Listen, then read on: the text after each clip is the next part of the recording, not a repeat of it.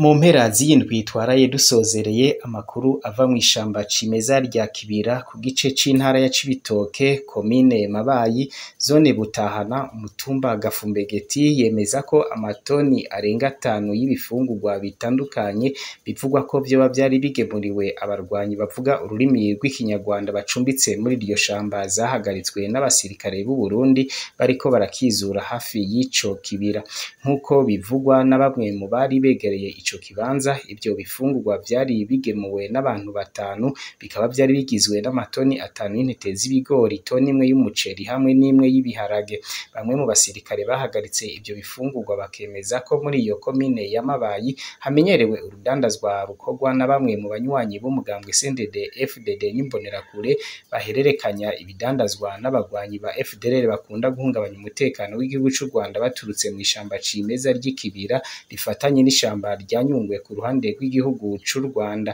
Urudandazwa rushigikiwe na bamwe mu basirikare b'u Burundi, abategetsi mu mugambwe CNDD FDD, indongozi muri leta ya Gitega hamwe na bamwe mu banyepolitike bacuditse n'umugambwe uri ku butegetsi. Musitanteri wa komine Mabayi akemeza ko kuva muri Munyonyo umwaka wa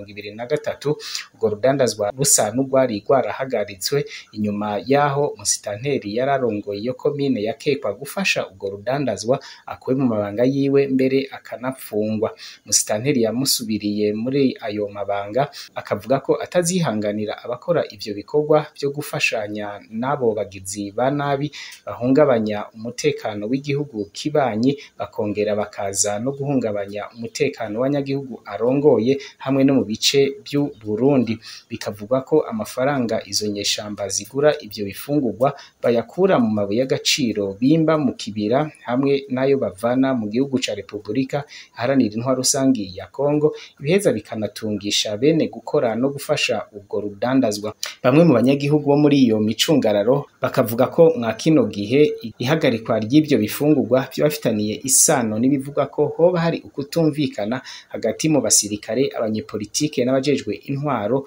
ku vyo kubandanya bashigikira abo bahoze mu nterahamwe hamwe no kudahuriza ku ngingo yo kugara imbibe u Burundi buhana n'igihugu c'u Rwanda. Batunga agatoki umukuru w'igihugu c'u Burundi ko yayifashe atitaye ku ngaruka mbi bizanira abanyagihugu biwe. Abanyagihugu ba komine Mabayi bagahagarikwa umutima n'uruja n'uruza rwabo bitwaje ibigwanisho bavuga ururimi rw'ikinyarwanda bakunda kwibonekeza mu mihana yegereye ishamba cimeza rya Kibira, bagasaba ko umutekano wabo wocungerwa bikwiye. Tubibutse ko haheze imyaka irenga 10 izo nyeshamba zivugwa muri iryo shamba, aho rimwe na rimwe zakunda gutana mu mitwe n'ingabo z'igihugu c'u Burundi.